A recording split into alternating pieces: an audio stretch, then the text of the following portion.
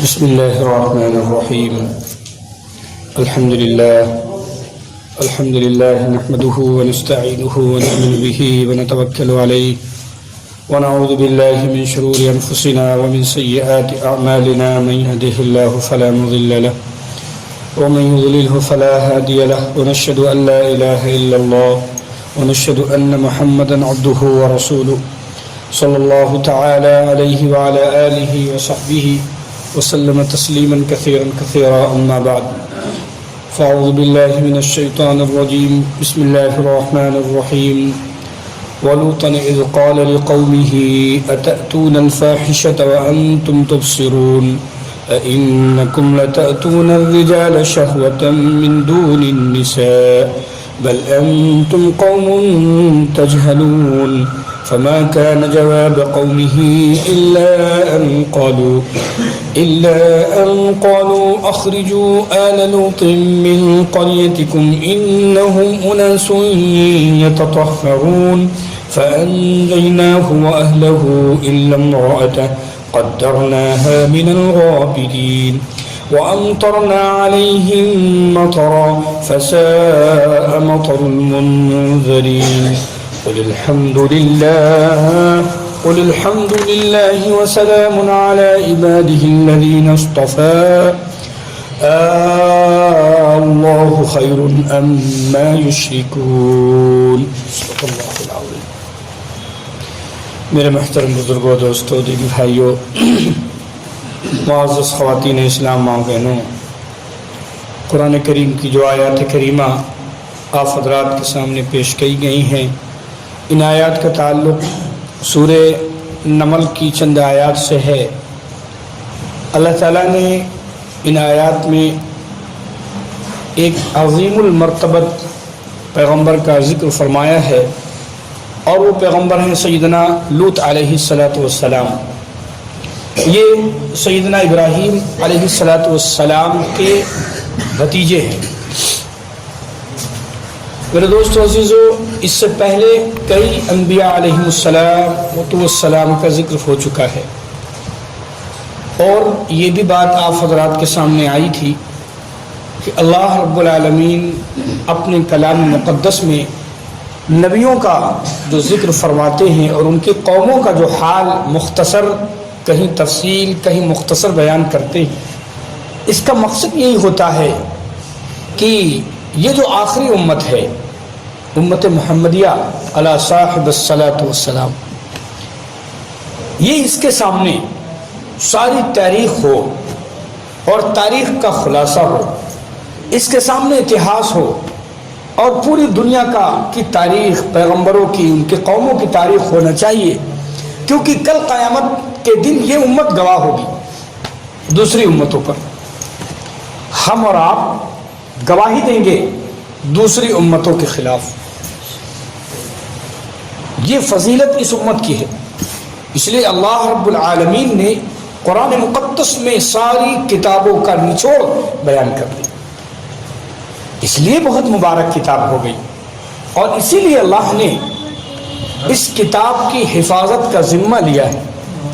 قیامت کی صبح تک، قیامت تک کی اس کتاب میں، قرآن مقدس میں کوئی شخص ایک زبر زیر کے بھی ہیر پھیر نہیں کر سکتا. اللہ نے اس کی حفاظت کا ذمہ لیا. اور اس کی حفاظت کی ذمہ داری کیسے؟ اللہ تعالیٰ نے حفاظت کا ذریعہ کس کو بنایا؟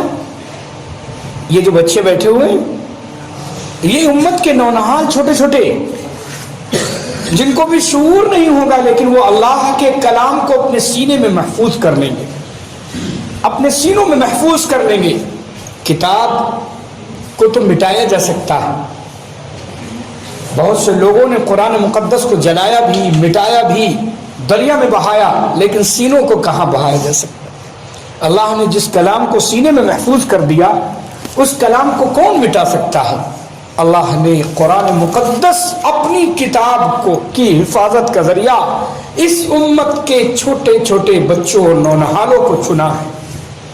اسی لیے فرشتوں نے انسان کی پیدائش سے 2000 سال پہلے، انسان کی پیدائش سے 2000 سال پہلے فرشتوں نے یہ کہا تھا، سورہ رحمان اور سورہ یاسین یا سورہ طٰہٰ وغیرہ سن کر اللہ کی زبانی سن کر یہ کہا تھا کہ مبارک ہوگی وہ امت، اور مبارک ہوں گی وہ زبانیں، اور مبارک ہوں گے وہ سینے جن میں یہ قرآن محفوظ ہوگا۔ جو زبانیں اس قرآن کو پڑھیں گی، اے اللہ بڑی مبارک ہو تو قوم ہوگی، وہ امت ہوگی۔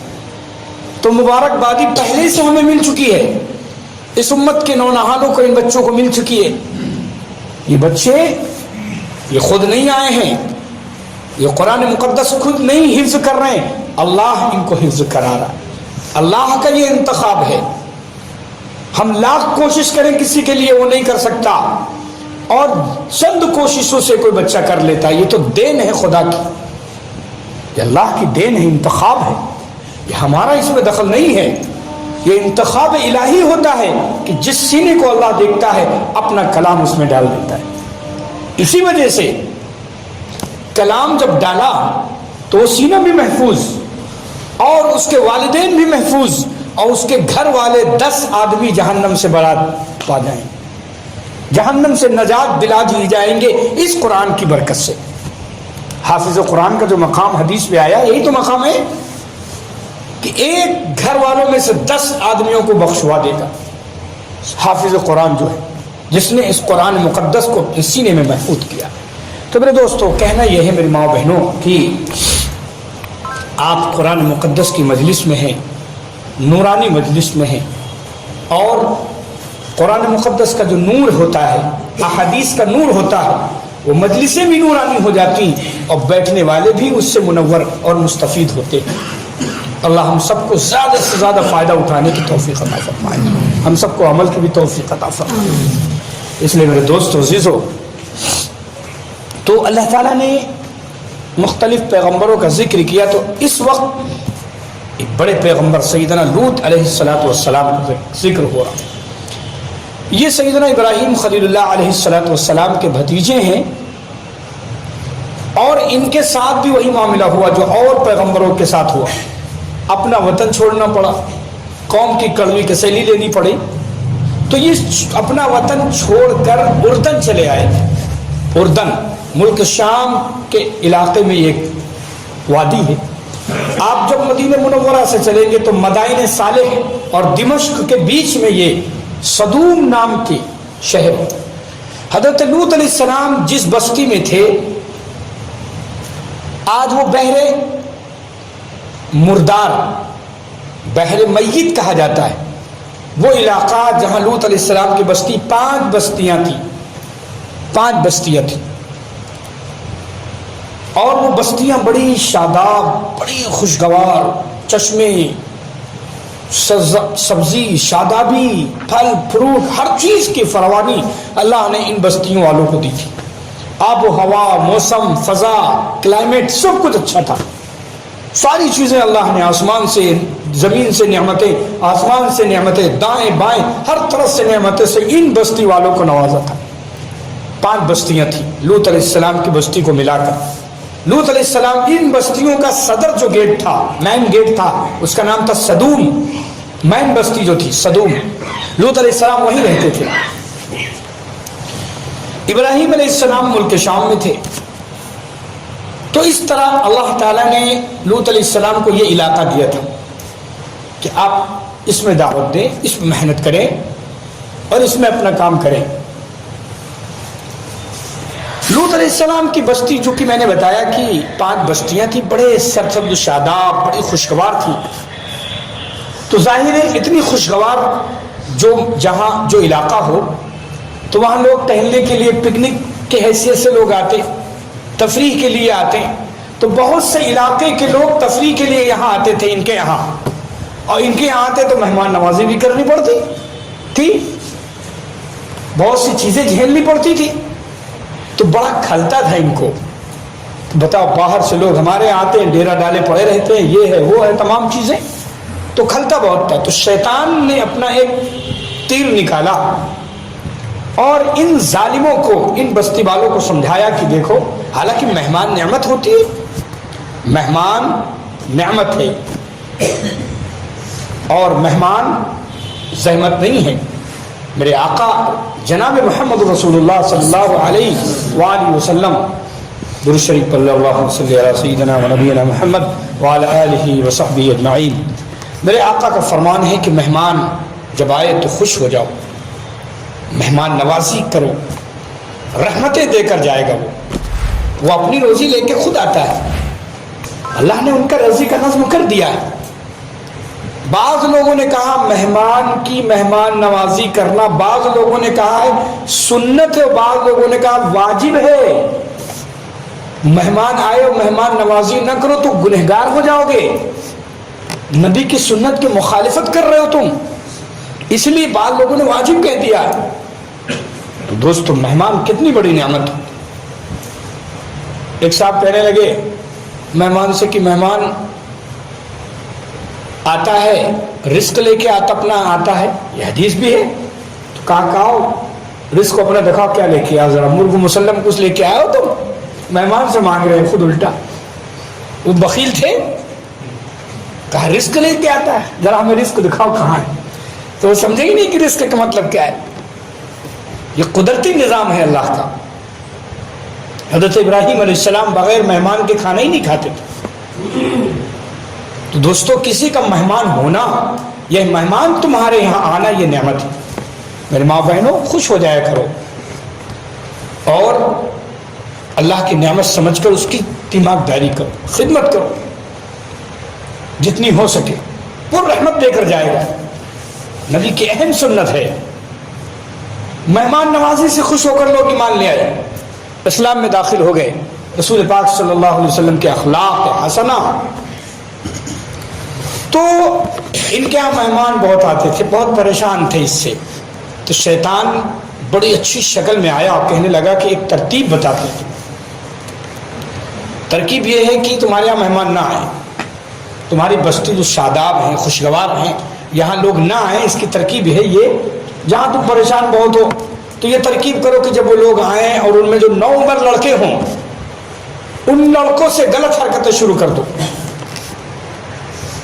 اللہ اکبر، کتنا بڑا جرم اور کتنی بربریت کا وہ مشورہ دے رہا، لا حول ولا قوت۔ اور یہ قوم ایسی، سمجھ میں آ گئی بات شیطان کی، وہ تو اپنا کام کر کے گیا، اب انہوں نے اپنے وہی حرکتیں شروع کر دی، اور یہ حرکتیں ان کی گھٹی میں پل گئی، ان کی گھٹی میں، ان کے رگ و ریشے میں سرایت کر گئی۔ تو یہ جو نسل تھی، یہ تو شروعات اس نے مہمان بھگانے کے لیے کیا تھا، اور جو ان کی اولادیں آئیں وہ تو بظاہر باقاعدہ ان کے نظام میں یہ چیز آ گئی، ان کے معاشرے میں یہ چیز آ گئی۔ اللہ اکبر، کتنا بڑا، کتنی بڑی گھنونی حرکت، اور کتنی ہی گندی حرکتوں پر انسان سمجھوتا کر لے، لا حول ولا، کتنی گھنونی حرکت پہ یہ قوم آ گئی۔ میرے دوستو عزیزو، یہ اللہ کا کلام ہے، ایشور کی کتاب ہے، اسے کوئی جھٹلا نہیں سکتا۔ ہاں یاد رکھیے، جو بھی کھڑا ہوا جھٹلانے کے لیے، اللہ نے اس کی آنکھیں نکالی، زبان نکال کے، یہ تو اس کو ہدایت دے دی، یہ اس کو کنارے لگا دیا۔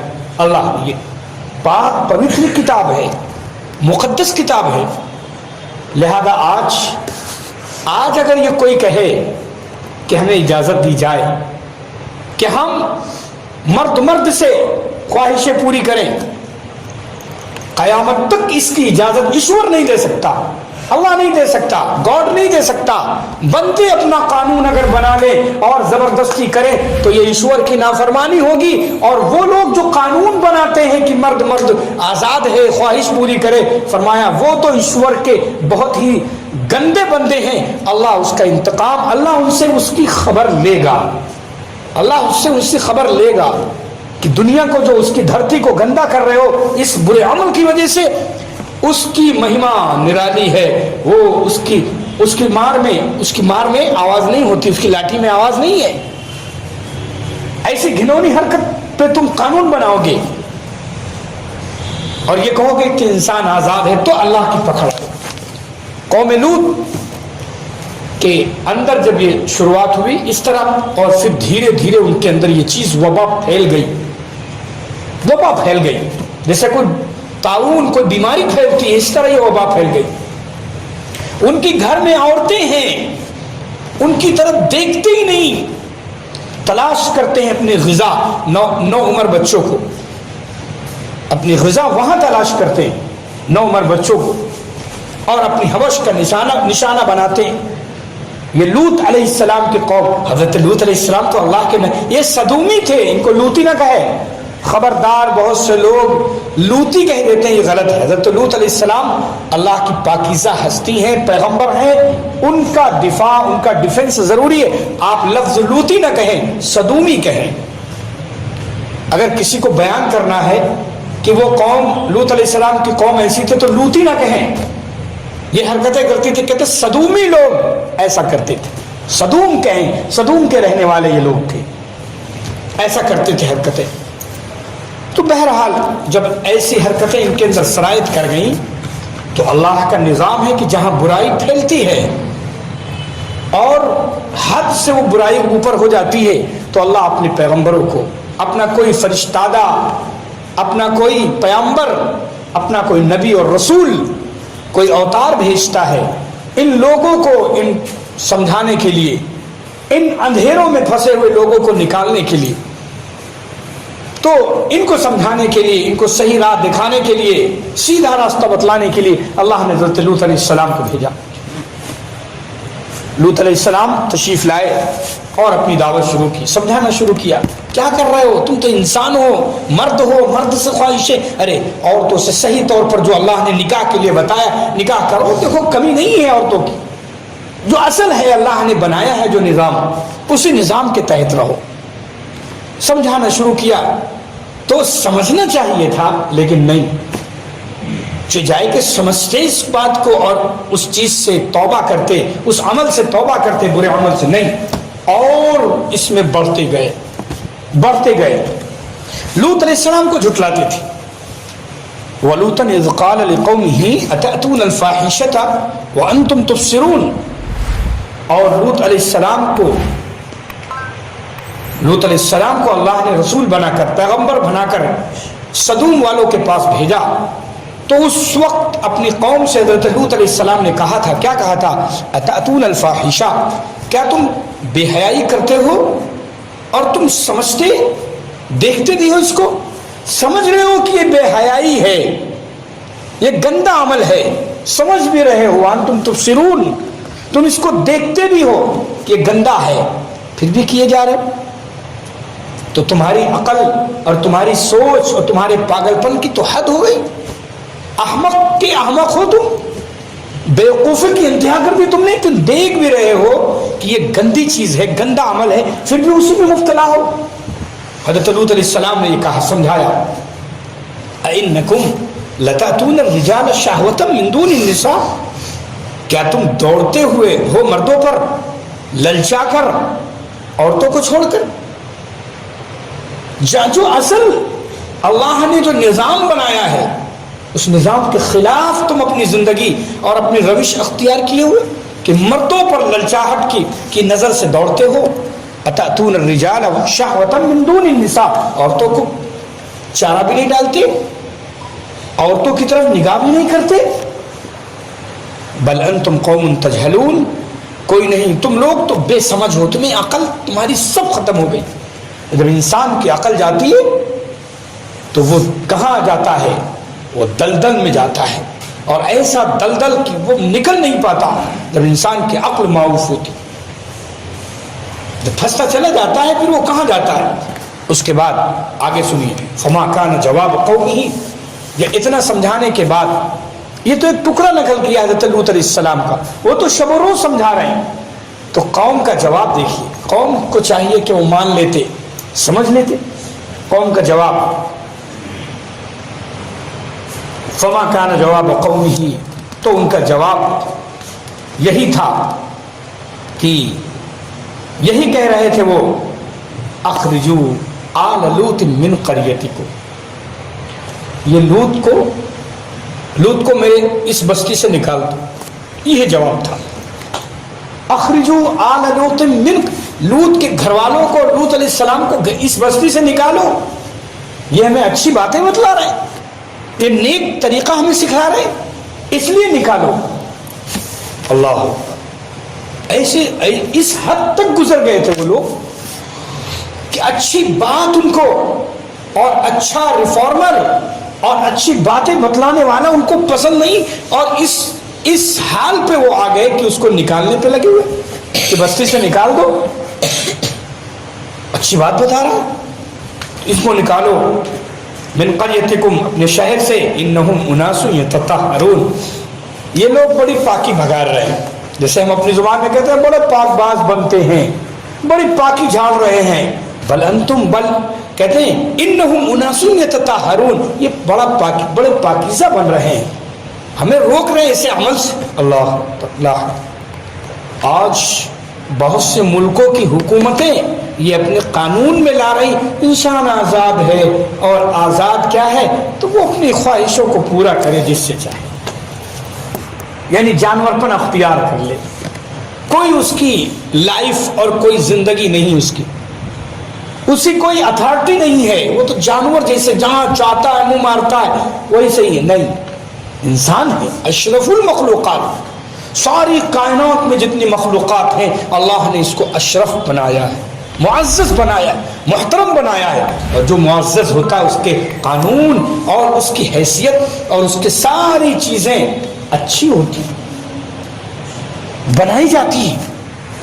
میرے دوستو عزیزو، یہی حال اس انسان کا ہے، لیکن یہ لوگ جانور ہو چکے تھے، فرمایا انہم اناس یتطہرون، پاکی کی بات کرتے ہیں، ان کو نکالو، بڑی پاکی باہر جاڑ رہے ہیں۔ اب ظاہر ہے کہ جب لوط علیہ السلام کی یہاں تک مسئلہ آ گیا کہ ان کو نکال دیا جائے بستی سے، حضرت شاہ عبد العزیز محدث دہلوی رحمۃ اللہ علیہ فرماتے ہیں اپنی تفسیر میں کہ دیکھو یہ معاملہ بالکل کیسا ہو رہا ہے، میرے آقا امام الانبیاء جناب محمد رسول اللہ صلی اللہ علیہ وآلہ وسلم کی طرح بالکل سارے نبیوں کا حال ہے۔ اس سے پہلے اللہ نے حضرت صالح علیہ السلام کا واقعہ بیان کیا، تو صالح علیہ السلام کے واقعے میں کیا تھا؟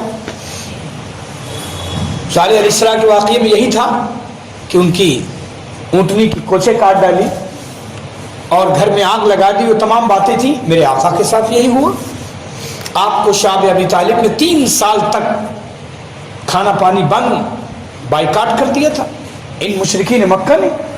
پھر ایک وقت آیا کہ کہا کہ نہیں، ان کو قتل کر دیا جائے، تو صالح علیہ السلام کے گھر کو گھیرا تھا کہ نہیں لوگوں نے، 9 لوگوں نے، اس سے پہلے بات آئی تھی، 9 ظالموں نے پلان بنایا تھا کہ صالح اور ان کے گھر والوں کو گھیر کر مار دیا جائے، کسی پر جب سب لوگ مل کے ماریں گے تو کسی پر کوئی بات ہی نہیں آئے گی۔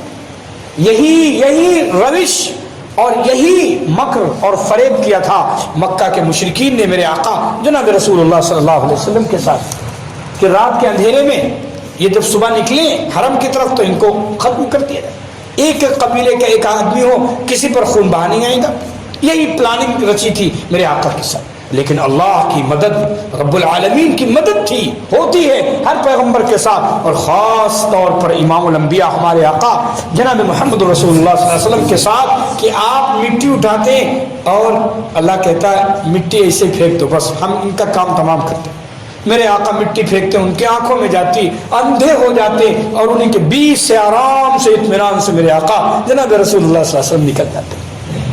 یہ اللہ کی مدد، جب بندہ صحیح سیدھے راستے پر ہوتا ہے مدد الہی اسی طرح شامل حال ہوتی، تو اس طرح نکل جاتے۔ اس کے بعد پھر کیا ہوا؟ ایک وقت آیا کہ اللہ نے خود کہا کہ اے پیغمبر آپ ہجرت فرمائیں، مکہ چھوڑ کر مدینہ چلے جائیں۔ حضرت لوط علیہ السلام کے ساتھ یہی تو ہو رہا ہے، یہ تو نکالنے کو کہہ رہے ہیں، لیکن میرے آقا کو خود حکم ہوا تھا میرے اللہ کا، رب العالمین کا، کہ آپ نکل جائیں۔ ہر پیغمبر کے ساتھ یہ مصیبتیں، یہ پریشانیاں آئی ہیں، تو حضرت لوط علیہ السلام کے ساتھ پھر یہ ہوا۔ اب آپ آگے سنیے جو آگے اللہ نے بیان کیا۔ حضرت لوط علیہ السلام کی بیوی تھی جو منافق تھی، لوط علیہ السلام اس کو بھی سمجھا رہے تھے، لیکن نہیں، وہ ان ظالموں کے ساتھ رہتی تھی، باتیں لگاتی تھی۔ کوئی یہ بات یاد رکھ لو، ہاں ایک بات ضرور یاد رکھنا، کہ حضرت ابن عباس رضی اللہ عنہ کی روایت ہے کہ ما بغت امرات نبی قطو، جتنے انبیاء آئے ہیں ان کی بیویوں نے کبھی زنا تو نہیں کیا، غلط کام ان سے نہیں ہوا. ہاں کافروں کے ساتھ رہی ہیں، منافقوں کے ساتھ رہی تو ان کا انجام ان کے ساتھ ہوا، لیکن کبھی بدکاری نہیں کی. یہ نبی کی شان تھی. تو لوط علیہ السلام کی بیوی بدکار تو نہیں تھی، لیکن ان کے ساتھ وہ تھی، ان کا ساتھ دیتی تھی لوط علیہ السلام کے خلاف. ایمان نہ لائی، منافقوں کے ساتھ تھی، قوم لوط علیہ السلام کا ساتھ دے رہی. لوط علیہ السلام نے سمجھایا، اللہ کا حکم آیا لوط علیہ السلام کے پاس. لوط علیہ السلام نے آخر میں کہہ دیا کہ اب عذاب آئے گا، تم نہیں سمجھو گے، اب تم جانو تمہارا کام جانو. اس گندے عمل سے تم جب باز نہیں آؤ گے تو عذاب الہی آئے گا. اب کیا تھا؟ حضرت جبرائیل علیہ السلام چند فرشتوں کو لے کر بڑی بہترین شکل میں، نوجوان خوبصورت نوعمر لڑکوں کی شکل میں آئے، اور آتے ہی لوط علیہ السلام کے گھر میں چلے گئے. ظاہر ہے کہ پوری بستی کی آنکھیں، جو غلط کار لوگ تھے ان کی آنکھیں، نظریں تو اٹھی رہتی تھی کہ کون نوعمر لڑکا دکھائی دے. تو جب دیکھا کہ لوط علیہ السلام کے کچھ مہمان آئے ہیں، بڑے خوبصورت اور بڑے اچھے لڑکے ہیں، اب ان کو رہا نہ گیا، بالکل پوری بستی میں کوہرام مچا دیا کہ ارے مہمان آئے ہیں، آج تو ہماری خوراک آ گئی. لہذا پوری بستی میں کوہرام مچ گیا اور لوط علیہ السلام کے گھر کو گھیر لیا گیا. اور یہی مطالبہ ان کا رہا لوط علیہ السلام سے کہ ان کو ہمارے حوالے کر دو، یہ ہماری خوراک ہے. یہ ظالم لوگ کیا جانے کہ یہ تو اللہ کے فرشتے ہیں، جبرائیل اور ان کے 7 فرشتے ہیں، ان کو کیا معلوم، ان پر تو اب تو ان کو عذاب چکھنا تھا. لہذا بار بار یہ اصرار کر رہے تھے لوط علیہ السلام سے کہ ان کو ہمارے حوالے کرو. لوط علیہ السلام ہاتھ بھی جوڑ رہے ہیں، کہہ رہے ہیں کہ دیکھو میری بیٹیاں ہیں، ان سے تم نکاح کر لو اللہ کے واسطے، یہ ہمارے. اچھا لوط علیہ السلام بھی ابھی نہیں جان رہے ہیں کہ یہ ہم فرشتے ہیں، بلکہ یہ سمجھ رہے ہیں کہ مہمان ہیں. اس لیے بھائی ہر آدمی اپنے مہمان کا دفاع کرتا ہے، ڈیفنس کرتا ہے. کوئی اگر اس پر ظالم کچھ ان کی غلط نگاہیں اٹھائے تو کہنے لگے معاف کریے، ہمیں رسوا نہ کیجیے مہمان کے سامنے، ہمارے مہمان ہیں اللہ کے واسطے، یہ بیٹیاں ان سے نکاح کر لو. لیکن تم کیا کر رہے ہو، رسوا کر رہے ہو ہمارے مہمان کے سامنے. بڑی منت سماجت کی، لیکن نہیں، ان کی حوش اور ان کی شرارتیں اور یہ اس حد اعتدال سے گزر گئے تھے کہ کوئی بات، اچھی بات ان کے دل میں نہیں اتر رہی تھی. لہذا یہ آگے بڑھنا شروع کیا. لوط علیہ السلام نے جب دیکھا تو دروازے بند کر لیے کہ اب تو چھوڑیں گے نہیں، گھس آئیں گے گھر میں. دروازے بند کیے تو دروازہ توڑ رہے ہیں. دروازہ توڑنے کا مطلب انتہا ہو گئی، اب ظلم کی انتہا ہو گئی. اب ادھر حضرت اندر جو مہمان تھے، حضرت لوط علیہ السلام اتنے پریشان تھے کہ کچھ پوچھو مت. اب حضرت لوط علیہ السلام کو تسلی دی حضرت جبرائیل علیہ السلام نے اور کہا کہ اے لوط علیہ السلام، اللہ کے پیغمبر آپ پریشان نہ ہو، ہم انسان نہیں ہیں، ہم اللہ کے فرشتے، میں جبرائیل ہوں اور یہ میرے ساتھ فرشتے، اور ان کو ہم تباہ کرنے آئے، ان کو ہلاک کرنے آئے، لہذا آپ پریشان نہ ہو. جب یہ تسلی دی تو لوط علیہ السلام کو اطمینان ہوا. دروازہ کھولا جبرائیل علیہ السلام نے اور سب انتظار میں تھے، ارے بڑے لڑکے مل گئے ہمیں، نوعمر لڑکے. ادھر جبرائیل علیہ السلام نے ایک اشارہ پر کا کیا کہ جتنے تھے سب اندھے ہو گئے، اسی وقت اندھے ہو گئے. کوئی سجھائی نہ دے، کوئی کسی کا لڑا جا رہا ہے، کسی کے سر پٹکا جا رہا ہے، آپ کو رام بن گیا، کسی کا سر پھوٹا لیے جا رہا ہے، کوئی گرا پڑا ہوا ہے. یعنی یہ کیا ہو گیا کہ ہم سب اندھے ہو گئے، ہماری روشنیاں چلی گئی، یہ کیا ہو رہا، سمجھ نہ پائے. اب حضرت جبرائیل نے کہا فوراً، اے لوط علیہ السلام، آپ اپنے جتنے ایمان والے ہیں ان کو لیجئے اور یہاں سے نکلیے، یہ بستی تباہ ہونے والی، یہ 5 بستیاں ختم ہونے والی. لہذا لوط علیہ السلام نے اپنا سامان سمیٹا اور جلدی سے اپنے ایمان والوں کو لیا اور چل دیے. بیوی بھی ساتھ میں تھی تھوڑی دور تک، لیکن جبرائیل علیہ السلام نے کہہ دیا تھا کہ اللہ کی طرف سے کہ لوط علیہ السلام اور ان کے ایمان والے پیچھے مڑ کر نہ دیکھیں گے کیا ہو رہا ہے، پیچھے مڑ کر نہیں دیکھیں کیا ہو رہا ہے. لہذا نکلے اور ادھر کیا ہوا کہ ادھر یہ بستی سے الگ ہوئے ہیں، ادھر جبرائیل علیہ السلام نے نیچے سے کونا پرک لگایا، بستی کو اٹھایا، بستی کو جڑ سے اکھاڑ لیا. جیسے درخت، آج کل مشینیں درخت کو نیچے سے جڑ سے اکھاڑ لاتی ہیں، جبرائیل علیہ السلام نے جڑ سے ان بستیوں کو اکھاڑا اور اوپر لے گئے. بعض روایتوں میں اتنی اوپر لے گئے کہ آسمان کے قریب لے گئے، اور بعض روایتوں میں بس اوپر لے گئے اور اس کو اس طرح پٹک دیا الٹا. اللہ اکبر. جب الٹا پٹکا ہے تو میرے دوستو کیا عالم ہوگا آپ بتائیں. چیخ و پکار کی آوازیں تھیں، بچاؤ بچاؤ کی، لیکن نہیں حکم ہو چکا تھا کہ ان کو تباہ ہونا ہے. اور ادھر لوط علیہ السلام اب پھر جب پٹک دیا تو اب اللہ کی طرف سے آسمان سے پتھروں کی بارش ہوئی، اور پتھر بھی شعلہ آگ والے پتھر تھے. کہتے ہیں لوط علیہ السلام کی بیوی ساتھ میں تھی، لیکن اس نے مڑ کر دیکھا کہ ہماری قوم چیخ رہی، چلا رہے، کیا ہو رہا ہے. جب اس نے دیکھا پیچھے، اور پیچھے ہو گئی ان کے ساتھ، ایک پتھر آیا آگ کا، اسی کے اوپر پڑا، یہ بھی اسی میں کے ساتھ ڈھیر ہو گئی، کیونکہ منع کر دیا گیا تھا کہ پیچھے مڑ کر دیکھنا کیا ہو رہا ہے. لیکن چونکہ اس کو ان منافقوں کے ساتھ حشر ہونا تھا، ان لوگوں کے ساتھ، ان ظالموں کے ساتھ حشر ہونا تھا، لہذا وہی ہوا. فَأَنْجَيْنَاهُ، ہم نے بچا لیا لوط علیہ السلام کو، وَأَهْلَهُ، ان کے گھر والوں کو، إِلَّا امْرَأَتَهُ، مگر ان کی بیوی نہ بچ پائی. قَدَّرْنَاهَا مِنَ الْغَابِرِينَ، ہم نے مقرر کر دیا تھا اس کو رہ جانے والوں میں، یہ رہ جانے والوں میں ہو گئی، عذاب والوں میں ہو گئی ان کی بیوی. اس کے بعد اللہ نے فرمایا وَأَمْطَرْنَا عَلَيْهِمْ مَطَرًا، ہم نے ان پر برسایا، ایسا برساؤ، پتھروں کی بارش. یعنی یہ نہیں کہ پتھر پانی کے ساتھ تھے، سوکھے پتھر آگ کے ساتھ تھے، اتنے بڑے پتھر جیسے پہاڑوں کے پتھر ہوا کرتے ہیں. فَسَاءَ مَطَرُ الْمُنذَرِينَ، تو ان ڈرائے ہوئے کو کیا برا انجام ہوا، برا برسا ہوا ہے. بس چیخ و پکار کے علاوہ کچھ نہیں تھا. ایک بھی اس میں سے نہیں بچا، ایک بچا تھا نہیں، ایک بھی نہیں بچا. بستی بھی الٹی گئی، پتھروں کی بارش بھی ہوئی ان ظالموں پر. ایک بات اور علماء نے لکھی ہے کہ اس قوم میں ایک تو برائی تھی ہی ہے، بدفعلی کی، مرد سے اپنی خواہش پوری کرے، یہ تو تھا ہی. اس کے ساتھ ان کی دو خباثتیں اور تھیں کہ یہ لوگوں کا راستہ روکتے تھے. راستے میں بیٹھ جاتے، نکلتا اس کو روک لیتے، اس کی چھان بین کرتے، اس کے ساتھ برا سلوک کرتے. ان کی یہ عادت تھی، راستہ روک لینا. کوئی آگے بڑھ رہا ہے، کوئی دین کے کام میں لگ رہا ہے، کوئی نیکی کی طرف جا رہا ہے، اس کا راستہ روک لینا. اس طرح ان کی عادت تھی. تو دوسری ان کی برائی راستہ روکنے کی. اور تیسری برائی ان کے اندر یہ تھی کہ یہ جب مجلس میں بیٹھتے تھے گالی گلوچ کرتے تھے، بری باتیں، فحش باتیں کھلے عام، جو میاں بیوی سے اکیلے بھی نہیں کر پاتا وہ مجلس میں کیا کرتے تھے. ایسی بات یعنی فحش باتیں، کوئی شرم کوئی حیا نہیں، ایسی مجلس میں کھلی. یہ تین برائیاں ان کے اندر بہت خاص طور سے تھی. اللہ ہم سب کی حفاظت فرمائے، اللہ ہم سب کی پوری امت مسلمہ کی حفاظت فرمائے. دیکھو اتنا بڑا عذاب آیا ان پر. پھر اللہ نے فرمایا قل الحمد، اے پیغمبر آپ کہیے تمام تعریفیں اس اللہ کے لیے ہیں. وسلام علی عبادہ الذین اصطفیٰ، یہ حضور پاک صلی اللہ علیہ وسلم کو کہا جا رہا ہے.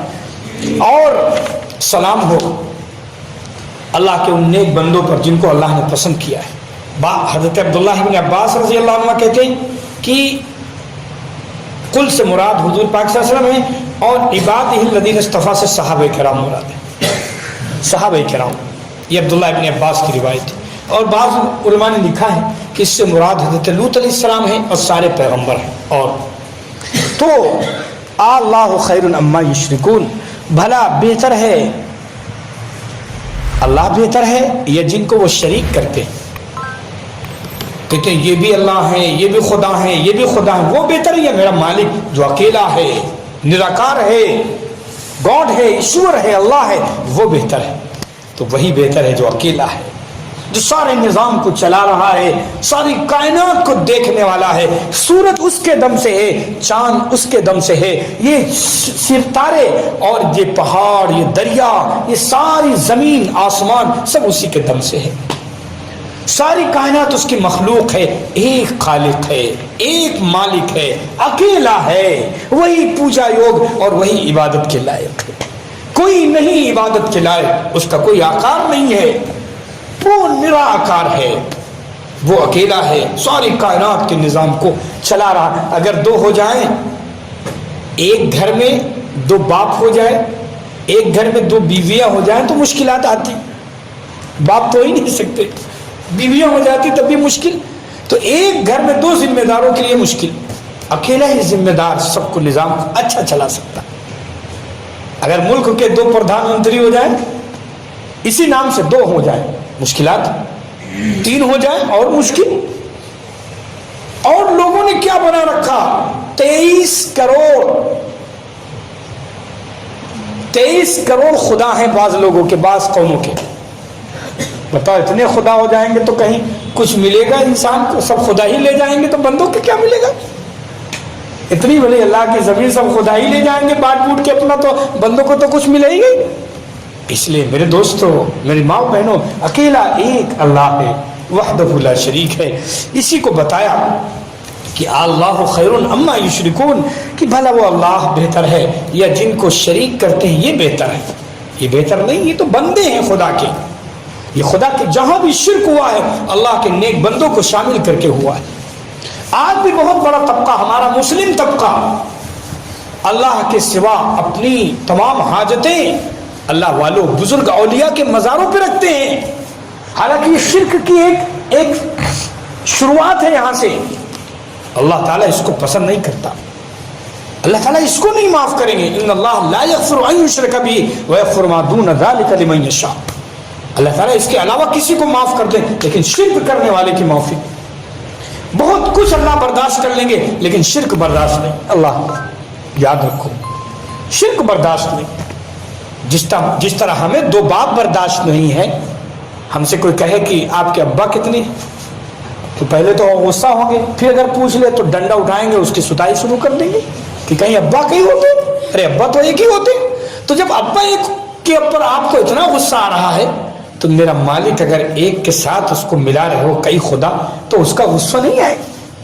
کیا وہ ایسے چھوڑ دے گا؟ کیا وہ ایسے معاف کر دے گا؟ میرا ایشور، میرا اللہ ایک ہے، وہ برداشت نہیں کرتا اپنے ساتھ کسی کو، خدا کو، کسی معبود کو۔ اکیلا معبود، عبادت کے لائق پوجا یوگ وہ اکیلا ہے۔ اور سارے مذہب اور ان کی کتابیں یہ بتا رہی ہیں کہ نہیں، ایک ہی ایشور ہے، لیکن بندے مانتے ہی نہیں، بندے مانتے ہی نہیں، ان کا دل مانتے ہی نہیں، جہاں کوئی اچھی چیز دیکھی وہ وہی خدا ہو گیا۔ یہ بندوں کا مزاج ہے، لیکن اللہ کہہ رہا نہیں، اپنی کتابیں بھیج رہا ہے، اپنے ریفارمر بھیج رہا ہے، اپنے پیغمبر بھیج رہا ہے اس کو بتانے کے لیے، لیکن کوئی سمجھنے والا نہیں ہے۔ اللہ ہمیں سمجھ عطا فرما دے، پوری امت کو سمجھ عطا فرما دے۔ تو یہ لوط علیہ السلام کا واقعہ اور ان کی قوم، اس کا پیغام ہے، بس 2 منٹ میں 3 منٹ میں اس کا پیغام، ہاں ٹھیک ہے، 2 منٹ میں اس کا پیغام آپ کو سنا دوں۔ سب سے پہلا پیغام یہ ہے ان آیتوں کا کہ انسان گندگی سے دور رہے، گندگی سے دور رہے، جہاں جہاں گندگی کی کچھ پائی جاتی ہے اس جگہ سے ہٹ جائے، اس مجلس سے ہٹ جائے، وہاں سے ہٹ جائے۔ پہلا پیغام گندگی، جو سیدھا راستہ اللہ نے بتایا ہے، چاہے فیملی کا راستہ ہو، چاہے باہر کی دنیا ہو، گھر کی دنیا ہو، کہاں کی بھی دنیا ہو، جو نظام قدرت نے بنایا اسی نظام پر رہیں، اسی نظام پر رہیں۔ سب سے پہلا پیغام تو یہ کہ ہم اللہ کے نظام سے نہ ہٹے، ذرہ برابر بھی ہٹے پکڑ آئے گی اللہ کے یہاں سے۔ دوسرا ان آیتوں کا پیغام یہ ہے کہ جب کوئی اچھی بات بتلائے تو اس کو مان لیا کرے، یہ نہ دیکھے کون بتلا رہا ہے، یہ دیکھے کیا بتلا رہا ہے۔ اگر اچھی بات ہے، کیسا بھی بتلانے والا اس کو ایکسپٹ کرے، اس کو مانے کہ ہاں واقعی صحیح بات ہے، اگر نہیں صحیح ہے تو اس کو خاموش ہو جائیں اس پر۔ تیسرا پیغام، ایمان پر جو ثابت قدم رہتا ہے، اللہ کے پر ایمان پر جو مضبوط رہتا ہے اور اسلام پر جو مضبوط رہتا ہے، نبی کی سنتوں پر جو مضبوط رہتا ہے، اللہ اس کی مدد فرماتے ہیں، بڑی بڑی مشکلات سے اس کو نجات دے دیتے ہیں۔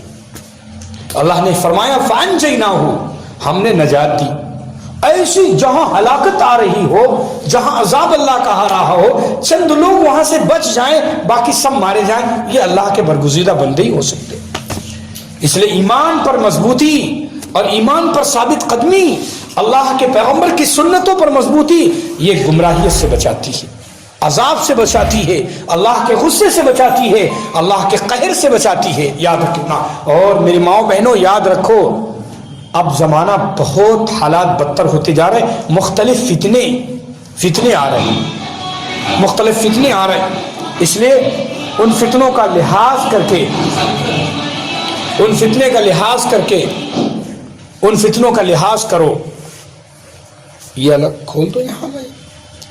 ان فتنے کا لحاظ، وہ فتنے ایسے ہیں کہ وہ تباہ کرنے والے مختلف قسم کے لوگ جادوگر نکلیں گے، جادو دکھائیں گے اور کہیں گے ہم اللہ کے ولی، ہم اللہ کے بہت بڑے برگزیدہ ہیں، نماز سے دور، روزے سے دور، نبی کی سنت سے دور، اور اپنے آپ کو ولی کہیں گے۔ ایسے لوگ ڈھونگی آئیں گے اور جادو کے ذریعے سے، مسمرزم کے ذریعے سے قوت خیالیہ کو پلٹ دیں، نظر بد کر دیں۔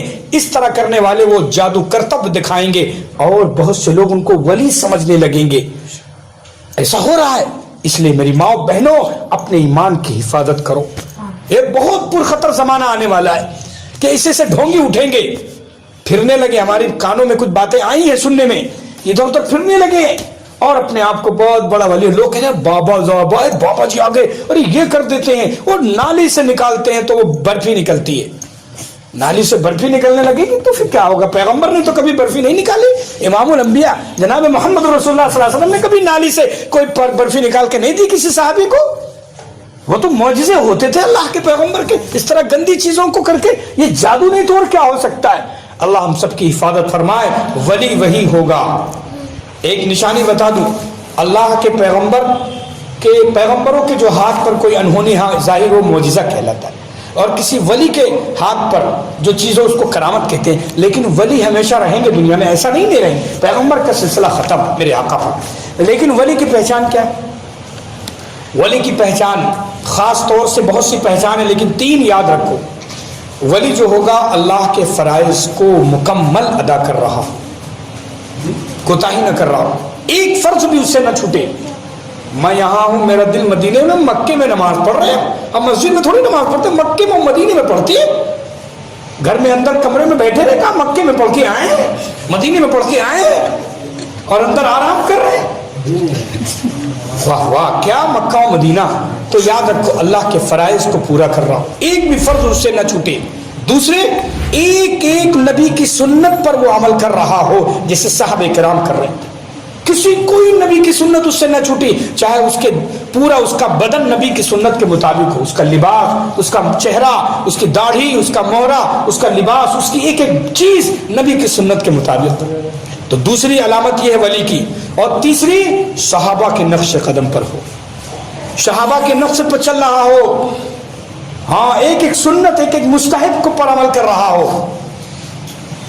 تو اب یہ کہا جائے گا اگر وہ کرامت نہ دکھائے کوئی، تب بھی وہ اللہ کا ولی ہے، اور گناہوں سے بچ رہا ہو، اللہ کا ولی۔ لیکن کرامتیں خوب دکھائے، نالی سے نکال کر بودا برفی کھلا دے، اور داڑھی، صفا چٹ، اور نماز ایک ٹائم کی نہیں، اور سنت کے خلاف پینٹ شرٹ پہنے ہوئے ہو، اور بہترین کے بابا جی ہیں ہم، خبردار، یہ گمراہ لوگ ہیں، دجالی لوگ ہیں، دجال کا فتنہ ظہور کرے گا قیامت سے پہلے، میرے آقا نے حدیث میں بتا دیا۔ اس لیے دھوکہ نہ کھائیں گے، بہت بچنے کی ضرورت ہے۔ اپنے ایمان کی مضبوطی کرو، اپنے ایمان کو صرف اللہ کے اوپر ایمان، نبی پاک صلی اللہ علیہ وسلم کی سنت اور صحابہ کا طریقہ اور نقش قدم، یہ 3 چیزیں ہیں جو انسان قرآن سے اپنا تعلق بڑھاؤ۔ اور سورہ کہف، جمعے کے دن سورہ کہف ضرور پڑھ لیا کرو، کیونکہ سورہ کہف میں کے بارے میں میرے آقا نے فرمایا کہ یہ فتنوں سے تم کو بچائے گی۔ سورہ کہف جمعے کے دن پڑھنا، 15ویں پارے میں ہے سورہ کہف، جمعے کے دن پڑھنا، یہ فتنوں سے نجات دلائے گی۔ جس نے سورہ کہف پڑھ لی، اللہ اس کے فتنوں سے محفوظ کرے گا۔ اس لیے خود بھی پڑھو، بچوں کی عادت دلواؤ سورہ کہف کے پڑھنے کی، اور اتنی جلدی دھوکہ نہ کھاؤ، دین سے جڑو، دین کی محنت میں لگو، اپنے گھروں کی تعلیم جو کہا جا رہا ہے گشتوں میں، بچوں کو گشتوں میں پہنچاؤ، گشت کریں، تعلیم دیں، علماء سے جڑیں، علماء کی مجلس میں بیٹھیں، اور اس طرح یہ نسل تباہ نہ ہو اس کے لیے آپ کو پوری محنت کرنی ماں باپ کو. ہاں محنت کریں گے تو اجر صلہ ملے گا، اور اگر نہیں محنت ہوئی تو تباہی ہے. لوٹنے والے بہت گلیوں میں ٹہل رہے ہیں جو ایمان اور اسلام کو لوٹنے والے. اللہ ہم سب کی اور پوری امت کی حفاظت فرمائے. دعا فرما لیں. الحمدللہ رب العالمین، یا اول الاولین یا آخر الاخرین، یا ذا القوة المتین، یا ارحم الراحمین. اے اللہ، اے میرے مالک، میرے آقا، میرے پروردگار، اے اللہ، اللہم صلی وسلم علی سیدنا و نبینا محمد وعلی آلہ و صحبہ اجمعین. اے اللہ ہمارے گناہوں کو معاف فرما، اے اللہ ہماری خطاؤں کو معاف فرما، اے اللہ نفس و شیطان کے دھوکوں سے ہم سب کی پوری امت کی حفاظت فرما.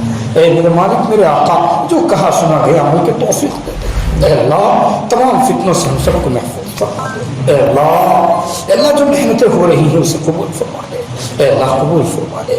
اے اللہ گشتوں کے ذریعے، اجتماعات کے ذریعے، تعلیم کے ذریعے، مکاتب کے ذریعے، مدارس کے ذریعے ہمارے علماء اے اللہ جو لگے ان سب کی محنتوں کو قبول فرما دے، ان کی قربانیوں کو قبول فرما دے. خیر کے فیصلے فرما، شر و فتنے سے ہم سب کی پوری امت کی حفاظت فرما. اے اللہ جو بیمار ہیں انہیں شفا عطا فرما.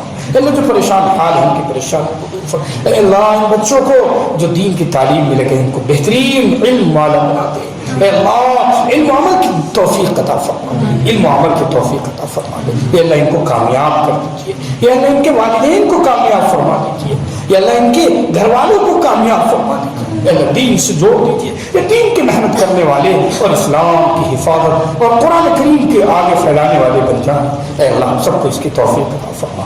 آمین یا رب العالمین. صلی اللہ علیہ وسلم. سبحان ربک رب العزت عما یصفون. اے اللہ بہت سے ہمارے بھائی بہنیں آئی ہیں، یا اللہ ان کے جائز مرادیں ہیں دلوں میں، ان کی خواہشیں ہیں جائز. اے اللہ ان کی تمام جائز مرادوں کو پوری فرما، جائز مقاصد میں کامیابی عطا فرما.